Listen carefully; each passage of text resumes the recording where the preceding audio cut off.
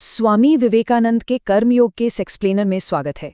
आज हम एक ऐसी प्रॉब्लम को सॉल्व करने वाले हैं जो लगभग हर युवा प्रोफेशनल फेस करता है, अपने एम्बिशियस करियर गोल्स को अचीव करना, लेकिन साथ ही मन की शांति भी बनाए रखना। तो चलिए इसे एक मास्टर क्लास की तरह अप्रोच करते हैं और सीधे शुरू करते हैं। ये जो टेक्स्ट है ये 1895 और 96 में न्यूयॉर्क में दी गई कुछ फ्री क्लासेस पर बेस्ड है। अब इसे कोई पुरानी फिलॉसफी की किताब मत समझिएगा। ये आज के प्रोफेशनल्स के लिए एकदम सॉलिड एकेडमिक रूप से प्रमाणित टूल किट है जो सिखाता है कि अपने काम में असली पर्पस कैसे खोजा जाए। आज की इस एक्सप्लेनर का सिलेबस बहुत ही क्लियर है। हम बात करेंगे डेली एक्शन से कैरेक्टर कैसे बनता है, अपने अंदर की नॉलेज को कैसे बाहर लाएं, ड्यूटी का असली मतलब क्या है, बर्नआउट से कैसे बचें और एक लीडर के रूप में शांति से कैसे काम करें। सेक्शन 1, दैनिक कर्मों से चरित्र निर्माण।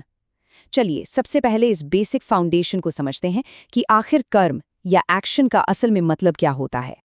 आजकल पॉप कल्चर में कर्म वर्ड को बड़ा ही मिस्टिकल या जादुई सा बना दिया गया है, लेकिन अगर हम इसे प्रैक्टिकली समझें तो संस्कृत वर्ड क्रे का सिंपल सा मतलब होता है काम या एक्शन।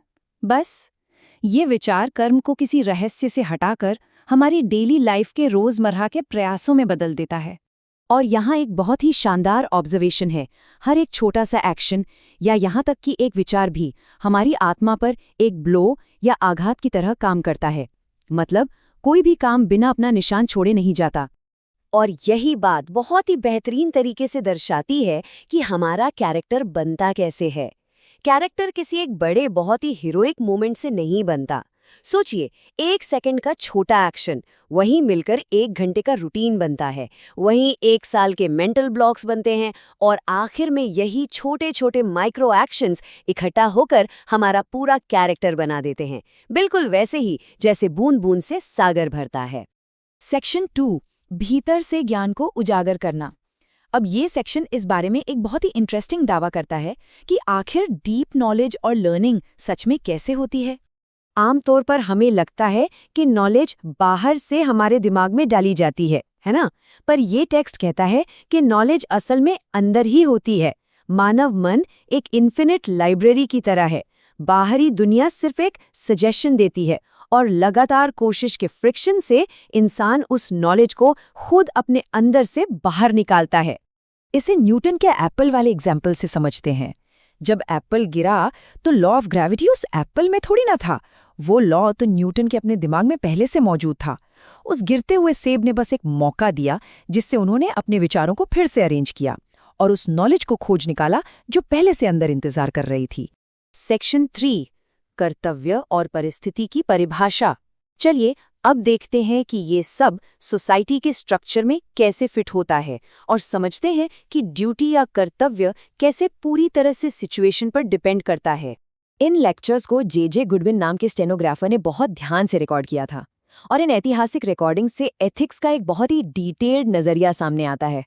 ये साफ हो जाता है कि ड्यूटी का कोई एक फिक्स नियम नहीं है, बल्कि ये पूरी तरह से इस बात पर निर्भर करता है कि कोई व्यक्ति अपनी लाइफ की किस स्टेज पर है। जैसे प्राचीन काल में एक गृहस्थ या हाउस होल्डर की ड्यूटी होती थी पैसे कमाना, ज्ञान लेना और अपनी फैमिली का ध्यान रखना। अगर इसे आज के टाइम में देखें तो एक मॉडर्न प्रोफेशनल की ड्यूटी से बिल्कुल परफेक्ट मैच करता है। आज के प्रोफेशनल का काम है लगातार सीखना, एथिकली पैसे कमाना और अपनी टीम या कम्युनिटी को सपोर्ट करना। यानी दुनियादारी निभाते हुए भी पूरी तरह से एथिकल रहा जा सकता है। और इससे एक बहुत बड़ा प्रिंसिपल निकल कर आता है। वर्क प्लेस पर कुलीग्स को एक दूसरे को कभी भी सेम स्टैंडर्ड से जज नहीं करना चाहिए। एक सेब के पेड़ को ओक ट्री के स्टैंडर्ड से नहीं नापा जा सकता ना। नेचर में डाइवर्सिटी है और सोसाइटी को स्मूथली चलाने के लिए अलग अलग रूल्स बहुत जरूरी हैं। दूसरों को जज करने से सिर्फ फालतू का स्ट्रगल और कॉन्फ्लिक्ट ही पैदा होता है। यहाँ एक मजेदार एनालॉजी आती है, कुत्ते की घुमावदार पूंछ की। ऐसे लोग जो पूरी दुनिया को पूरी तरह से परफेक्ट बनाने की कोशिश में लगे रहते हैं, उनका हाल उस कुत्ते की पूंछ को सीधा करने जैसा होता है, जिसे कितना भी सीधा करो वो वापस मुड़ ही जाती है। तो लेसन ये है कि टॉक्सिक परफेक्शनिज्म में फंसने के बजाय सिर्फ अपनी इमीडिएट ड्यूटीज और अपने एरिया ऑफ इन्फ्लुएंस पर फोकस करना चाहिए। सेक्शन 4, अनासक्ति से बर्नआउट से बचाव। अब उस टॉपिक पर आते हैं जो आज के मॉडर्न टाइम का सबसे बड़ा क्राइसिस है, बर्नआउट। और देखते हैं कि अनासक्ति यानी नॉन अटैचमेंट की फिलॉसफी इसका कितना प्रैक्टिकल सॉल्यूशन है। अगर हम दो तरह के वर्कर्स को कंपेयर करें, एक अटैच्ड वर्कर जो सिर्फ पैसे या फेम के पीछे भागता है, वो आखिर में एक गुलाम की तरह फील करता है और बर्नआउट का शिकार हो जाता है। वहीं दूसरी तरफ एक अनअटैच्ड वर्कर होता है जो सिर्फ काम के लिए काम करता है, एक मास्टर की तरह। उसे लंबे समय तक सैटिस्फैक्शन और आज़ादी मिलती है। तो बिना रिजल्ट्स की जंजीरों में बंधे एक एम्बिशियस प्रोफेशनल काम कैसे करें, इसके कुछ क्लियर स्टेप्स यहाँ दिए गए हैं। जो भी डेली टास्क आए उन्हें अपना लीजिए, फिर अपने अंदर के सेल्फिश मोटिव्स को पहचानिए और बिना किसी रिटर्न या ग्रैटिट्यूड की उम्मीद के तब तक लगे रहिए जब तक वो स्वार्थ बिल्कुल खत्म ना हो जाए। एक गुलाम की तरह नहीं, बल्कि एक मालिक की तरह काम करना है। इसकी तुलना एक ऐसी गाड़ी के कोचवान से की गई है जो 4 घोड़ों को कंट्रोल करता है। रिजल्ट्स के पीछे भागने की जो सेल्फिश फीलिंग होती है ना, उसको रोकना असल में सबसे ज्यादा पावर देता है। हाई प्रेशर वाले ऑफिस माहौल में अपनी इस आउटगोइंग एनर्जी को रोकना मनुष्य को इमेंस इमोशनल रेगुलेशन सिखाता है। सेक्शन 5, नेतृत्व में शांत कर्म। और आखिर में चलिए एक्सप्लोर करते हैं कि इन सब का रिजल्ट क्या होता है, खासकर उन मॉडर्न लीडर्स के लिए जो लॉन्ग टर्म सक्सेस चाहते हैं।